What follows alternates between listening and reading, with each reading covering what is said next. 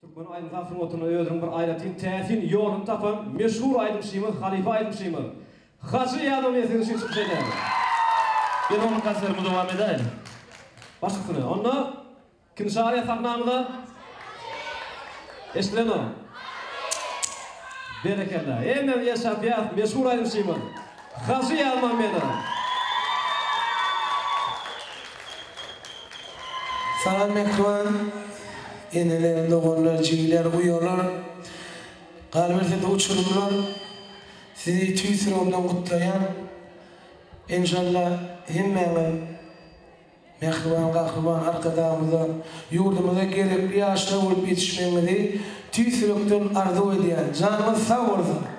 Siz için oğudan aydınlar devam ediyor. Canımız sağ olsun.